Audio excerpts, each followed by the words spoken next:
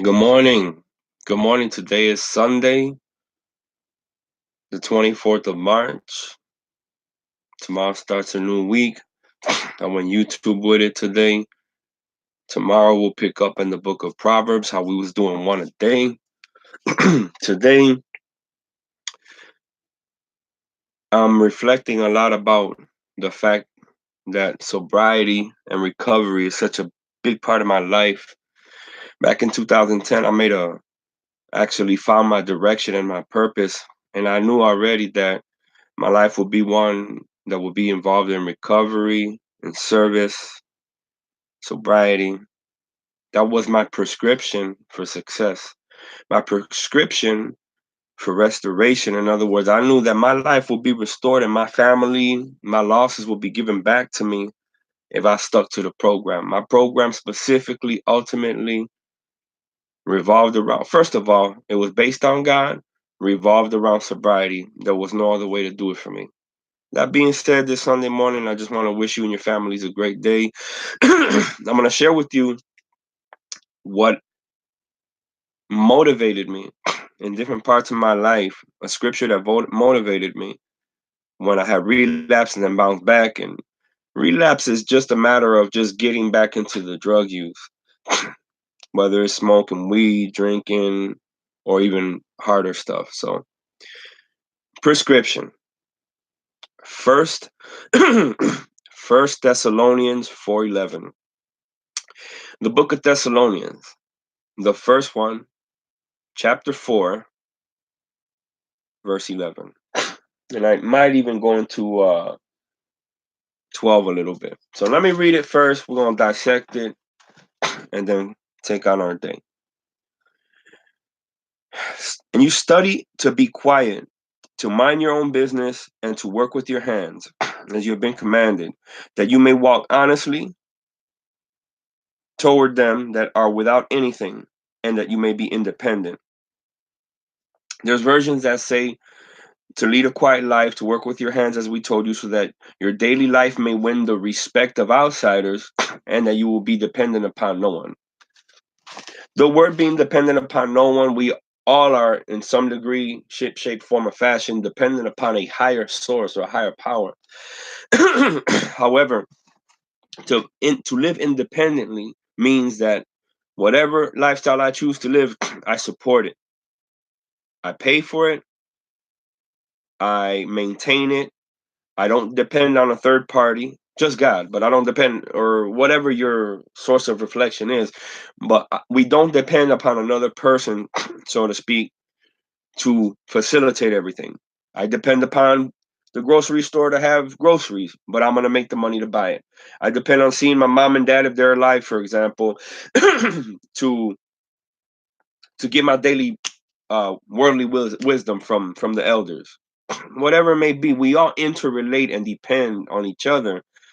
But a independent lifestyle means I pay for my stuff. I support it. If you're not independent, it's okay. Codependency exists amongst married couples. But again, the goal in life, especially for someone who has been abusing, depending on everybody, is ultimately to be self-supporting and to be independent. So let's take apart this verse. Make it your ambition to lead a quiet life, to work with your hands, and to mind your own business. These are the first three things it mentions. Make it your ambition to lead a quiet life. What does that mean to you? It means different stuff to different people, right?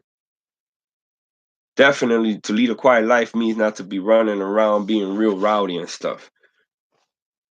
To work with your hands. To labor. Get your hustle on. Get on your hustle. The goal of working with your hands is that you bring in your own money. Whether you're doing construction, whether you're doing customer service,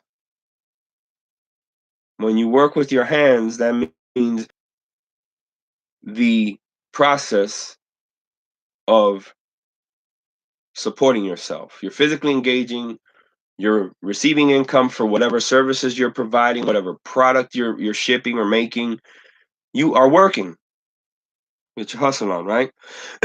So we have be quiet, work with your hands or work, and mind your own business. This to me is one of the most important things in the world. I'm gonna take a positive spin only on this. When we mind our own business, that means we're concentrating our own efforts on the things that we're doing. We're focused on us, and we're paying attention to our affairs so that we can succeed con nuestras metas, with the things that we're trying to do, right?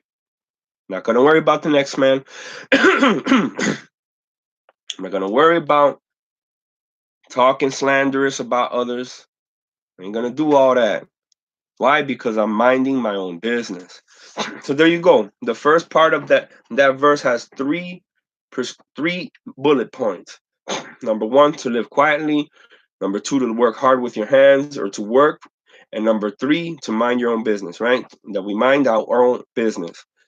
And this is how it ends. So that your daily life may win the respect of outsiders and you will not need from anybody. You will be independent. That's self-explanatory.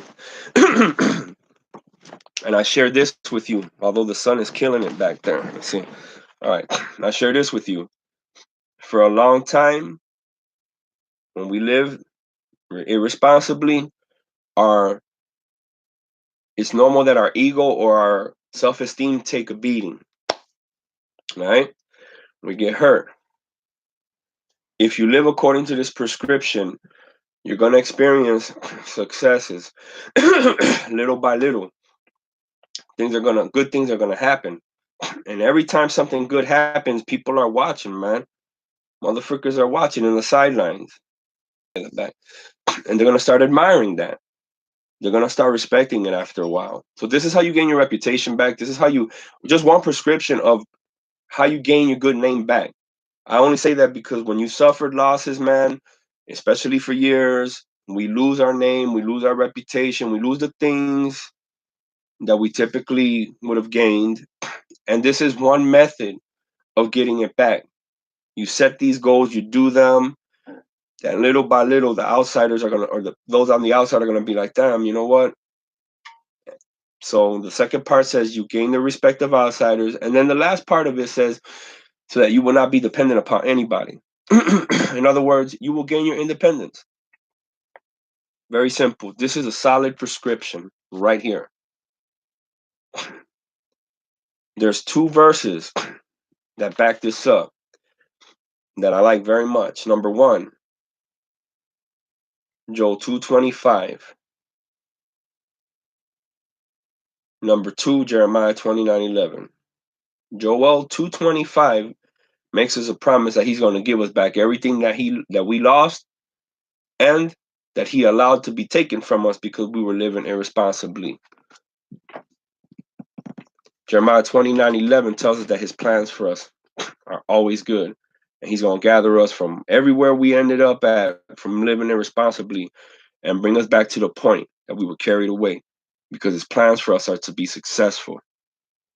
Stay encouraged, man. It's Sunday. Get a strong out the gate vibra and stance tomorrow morning. I'm with you as God's with us. Peace.